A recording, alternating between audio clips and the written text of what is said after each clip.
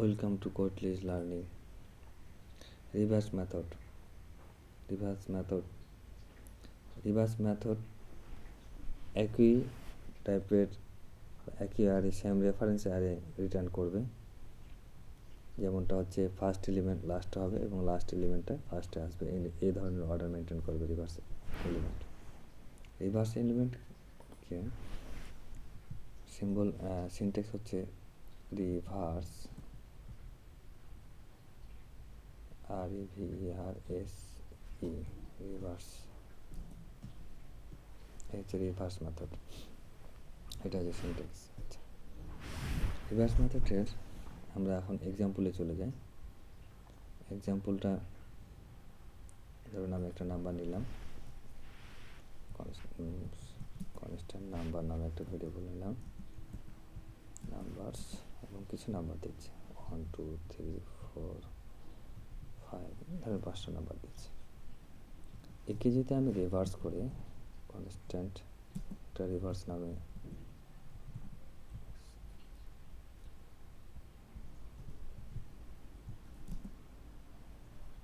Reverted নামে একটা method নিলাম এবং নাম্বারস ডট হচ্ছে আমার রিভার্স। এখন যদি আমি কনসোল করি, কনসোল ডট লগ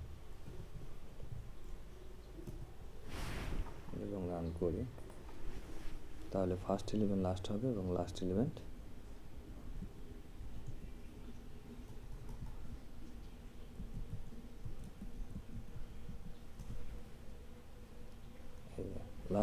ফার্স্ট হয়ে গেছে এবং সেটা সেম মানে রেফারেন্স টেনে যাবে,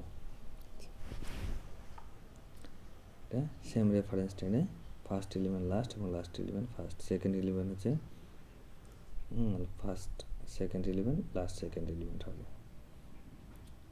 এভাবে আমাদের এটা হয়ে থাকে। আচ্ছা, রিভার্স এলিমেন্টের আরেকটাই হচ্ছে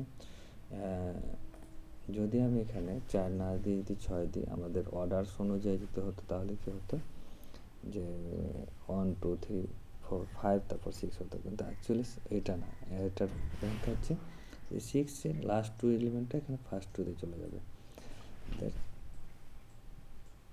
আবার যদি আমি রান করি,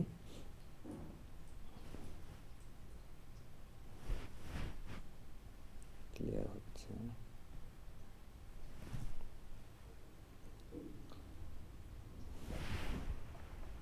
নট ইন্ডেক্স 5-এর পর 6 4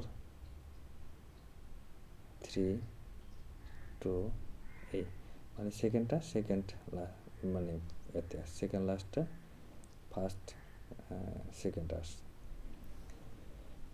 এটা হচ্ছে। আর যদি আমি আরেকটা এক্সাম্পল, সিম্পল অ্যারেকে যদি আমি চিন্তা করি যে এখানে এমটি অ্যারে দিলাম, থাকে তো অনেক সময়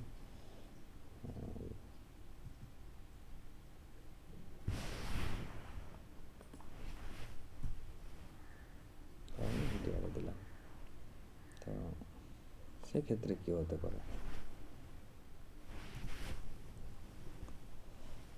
দেখেন, এমটি অ্যারে চলে আসছে থার্ড পজিশনে, মানে রেফারেন্সটা ঠিক টেনে আসতেছে। আশা করি রিভার্স মেথডটা বুঝতে পেরেছেন। ধন্যবাদ ভিডিওটি মনোযোগ সহকারে দেখার জন্য।